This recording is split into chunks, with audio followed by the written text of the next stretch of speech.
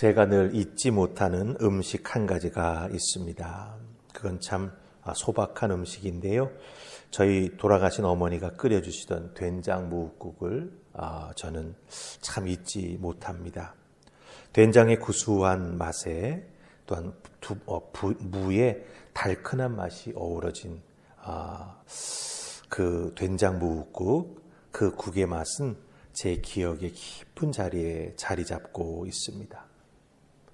얼마 전에 그 된장 무국을 만들어 우리 식구들이 같이 먹었는데요. 그 무국을 먹으면서 생각나는 게 있었습니다. 제 어머니의 모습이죠. 오래전에 돌아가셨지만 그 어머니의 모습이 떠오르면서 밥상머리에 둘러앉아서 맛있게 함께 식사하던 그 네 식구의 모습이 그대로 다 떠올랐습니다. 부모님은 다 돌아가시고 지금 안 계시지만 미국에 살고 있는 제 동생, 그 모습도 떠오르면서 참 그렇구나. 이 음식의 맛을 기억할 수 있다라고 하는 게 이렇게 참 여러 가지를 생각나게 하는구나라고 하는 것을 그때 그 음식을 먹으면서 다시 한번 확인할 수가 있었습니다. 예, 여러분 잘 아시죠? 맛은 음식의 맛뿐만 아니라 만든 사람, 함께 먹은 사람, 그리고 함께 만나서 먹었던 그때의 분위기마저도 우리에게 다 기억나게 만들어준다라고 하는 것이지요. 오늘 말씀 속에 보면 다윗은 우리에게 하나님의 선하심을 맛보아 알지어다라고 말하고 있습니다. 예. 시편 34편은 다윗의 인생에서 참 우울한 시기를 배경으로 하고 있습니다. 사울 왕이 자기를 죽이려 한다라고 하는 소식을 요나단을 통해서 듣게 됩니다. 그래서 급하게 몸을 피합니다. 정말 준비한 것 하나 없이 호렬단신 문자 그대로 급하게 광야로 몸을 피합니다. 아무것도 가진 것이 없이 도망쳐 나왔기에 제사장 아히멜렉을 찾아가서 도움을 구하죠. 그때 떡 5덩이를 줍니다. 그리고 아무것도 자기 몸을 지킬 것이 없게 혹시 나를 지킬 만한 무기가 없냐라고 말했을 때 제사장 아히멜렉이 골리앗이 쓰던 칼, 다윗이 골리앗을 죽이지 않습니까? 그때 노획했던 칼이 이 자기에게 있다고 하면서 그 칼을 다윗에게 줍니다. 떡 5개와 그 골리앗의 칼을 얻어가지고 도망을 칩니다. 사무엘상 21장 10절은 그때 다윗의 모습을 이렇게 말합니다.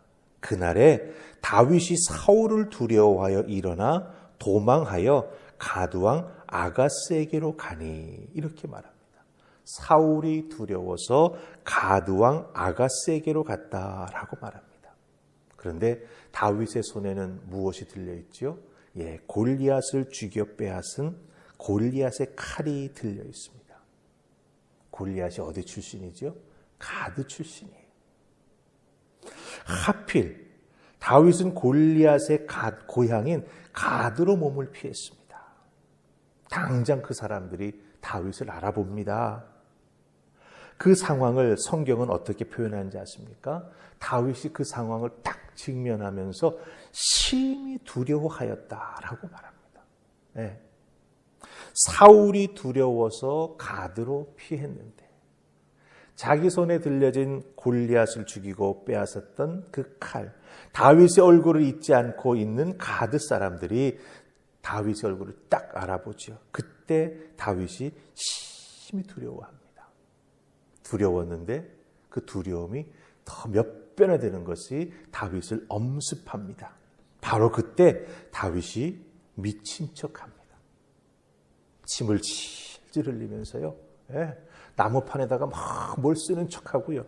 살아남기 위해서 다윗이 미친 척합니다. 원수의 집에 온 다윗이지 않습니까?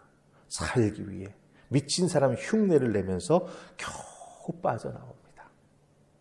예, 사울이 두려워서 피했는데 가드에서 더 두려운 상황에 빠졌다라고 하는 것이죠. 여러분, 이 두려움에 빠졌다가 더 큰 두려움에 빠지는 이 경험이 다윗을 더욱더 영적으로 강하게 만들어줍니다. 예, 어떻게 나에게 이런 일들이 2번씩이나 연달아 일어날 수 있지? 낭망하고 삶을 포기하는 그런 나약한 심령의 사람이 아니었다라고 하는 거예요. 골리앗을 보면서 마음속에서 의분을 품었던 다윗 아닙니까? 여호와 이름으로 싸워서 승리했던 다윗 아닙니까? 그 다윗이 두 번이나 연거푸 자기에게 찾아오는 인생의 두렵고 더 두려운 상황을 믿음으로 극복해 나아갔다라고 하는 겁니다. 하나님 한 분만 철저하게 믿고 의지하며 따라 나아가면서 그 인생이 큰 두려움의 위기를 이겨나아갔다라고 하는 거예요. 그것을 다윗은 8절에서 우리에게 이렇게 말해줍니다. 자, 우리가 읽었던 시편 34편 8절 말씀 같이 읽으십시다. 같이 읽습니다. 자, 시작. 너희는 여호와의 선하심을 맛보아 알지어다. 그에게 피하는 자는 복이 있도다. 아멘. 다윗이 우리에게 무엇을 말합니까? 여호와의 선하심을 맛보아 알지어다 라고 말합니다. 두 번씩이나 연달아 그 두려움에, 그것도 심한 두려움에 빠지는 어려움이 찾아왔는데 다윗은 그것을 무엇으로 해석합니까? 여호와의 선하심이라고 해석합니다. 믿음의 안목이 우리와 달라도 참 많이 다릅니다. 미친 척해서야 빠져나올 수 있었던 그 인생이 어렵고 힘든 구덩덩이와 같은 그 상황 속에서 다윗은 여호와의 선하심을 맛보았다라고 하는 거예요. 여기서 맛본다라고 하는 말은요, 직접적인 체험을 의미합니다. 우리가 텔레비에서 요새 맛있는 거 먹는 프로그램 많이 하지 않습니까? 아무리 텔레비를 통해서 그 사람들이 먹으면서 맛있다라고 말할 때 뭐 맛을 여러 가지로 표현하지 않습니까? 하지만 그것은 결국은 간접 체험이죠. 예, 머릿속으로 상상하고 비슷한 음식을 통해서 먹어봤던 맛을 기억하면서 이런 맛일까라고 생각할 수는 있지만 그 음식의 직접적인 맛은 아니라고 하는 겁니다. 즉 맛본다라고 하는 것은 직접적으로 체험해야 된다라고 하는 거죠.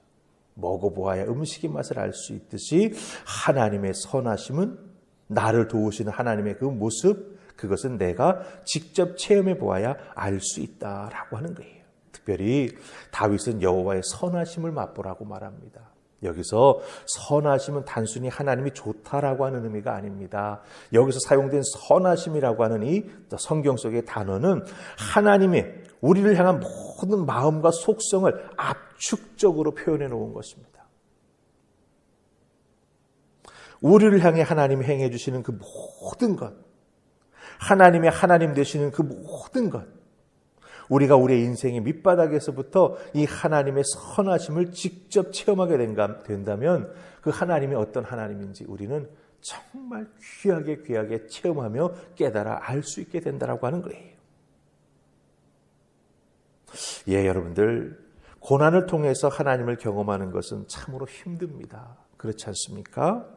하지만 여러분, 눈물을 통해서 만난 하나님, 그 하나님 여러분 잊으실 수 있습니까? 없지요. 깊은 고뇌 속에서 듣게 되는 하나님의 음성, 그 하나님의 음성 우리가 잊을 수 있습니까? 없지요. 어렵고 힘들 때 누군가 믿음의 사람을 만나게 해주셔서 그 사람을 통해서 힘이 될 수 있는 말 한마디 딱 듣게 해주셨을 때 그 만남을 통해서 깨닫게 되는 하나님의 선하심은 우리가 다 다른 것으로 표현할 수가 없다라고 하는 거죠. 그만큼 하나님의 선하심은 다양하고 그 다양한 하나님의 우리를 돌보시는 모습을 우리가 맛보아 알게 된다면 내가 믿는 하나님이 얼마나 귀하고 복된 분이신지, 그리고 내 삶의 현장에 언제나 찾아와 주시는 분이라고 하는 것을 우리는 다시 한번 확인하고 체득할 수 있다라고 하는 것입니다. 아마 여러분들 많이 하나님을 맛보아 알고 계시는 줄로 믿습니다. 하지만 다윗은 오늘 우리에게 이 말씀을 통해서 다시 한번 강조합니다.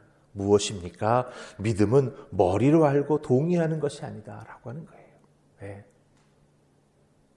듣고 보고 깨달았다면 우리들의 삶의 자리에서 그 하나님께서 허락해 주신 은혜를 깨달아 알기 위해 몸으로 부딪히면서 어렵고 힘든 상황이 왔을 때 그때 보고 깨달아 알았던 것 가지고 직접 적용해 보라고 하는 거예요. 때로는 우리는요, 예수 믿는 것 따로, 삶 따로 이렇게 나누어지는 경우가 많아요. 그래가지고 어렵고 힘들 때 믿음의 안목으로 해결해 나아가지 못하고 가장 인간적인 모습으로 거기에 부딪히면서 아파하고 괴로워하고 힘들어하고 하나님에 대해서 의심하고 이런 모습들이 우리에게 종종 생겨난다라고 하는 것이죠. 그래서 다윗은 우리에게 분명히 말합니다. 머리로 알고 동의하는 것, 그거는 다 우리들이 가져야 될 신앙의 바른 모습이 아니라고 하는 것이죠.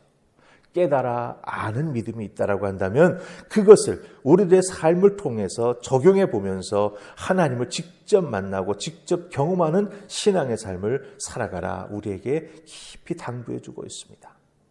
음식의 진정한 가치는 맛을 보면 알 수 있게 되듯이 우리가 믿는 하나님의 선하심은 반드시 우리들의 삶에서 실제로 체험되어야 하나님의 선하심을 알 수 있습니다.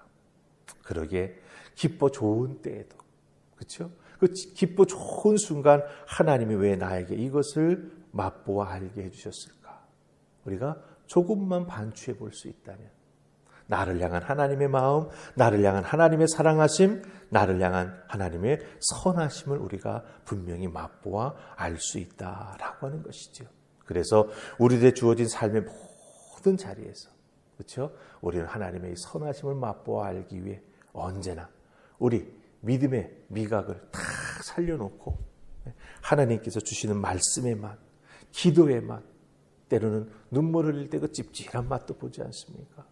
그러나 거기에 담겨져 있는 하나님의 선하심이 풍성하다라고 하는 것을 꼭 여러분들이 체험적으로 아시고 그것을 통해서 은혜 받으시며 하나님께서 나에게 이런 믿음의 맛도 보여주시는구나. 하나님 감사합니다. 깨달아 알고 하나님만 따라 믿음으로 순종해 나아가는 여러분들 다 되실 수 있기를 주님의 이름으로 축원합니다. 아멘. 기도하십시다. 좋으신 하나님, 우리의 미각은 단순히 맛만 기억하는 것이 아니라 그 맛을 보았던 상황, 함께했던 사람, 또한 음식에 담겨져 있는 여러 가지 스토리들도 다 함께 기억하게 됩니다. 참 맛이라고 하는 것이 오묘합니다.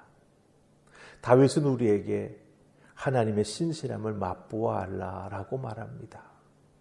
우리가 음식 한 가지의 맛을 통해서도 이렇게 여러 가지를 느끼고 깨달아 알 수 있는데 하나님의 신실하심을 맛보아 알게 될 때 우리가 알게 되는 하나님, 우리가 알게 되는 그 은혜, 우리가 알게 되는 말씀의 그 깊이는 이루다 표현할 수 없을 줄 믿습니다. 그 귀한 것을 우리에게 맛보게 해주시니 하나님 감사합니다. 어려울 때에는 어려울 때대로, 기쁘고 감사할 때는 기쁘고 감사한 대로 하나님께서 하나님의 신실함을 맛보여 주시고 계심을 깨달아 알고 더욱더 감사하며 더욱더 깨달은 믿음의 사람답게 믿음으로 진중하게 행동해 나아가는 우리 모두가 되게 하여 주시옵소서. 도우시고 인도하시는 하나님의 은혜가 오늘도 우리와 함께 해주시기에 그 은혜의 맛 다시 한번 깨달아 알고 감사한 마음으로 주님 앞에 더욱 가까이 나아가는 우리 모두가 되게 하여 주시옵소서. 감사하고 예수님 이름으로 기도하옵나이다. 아멘.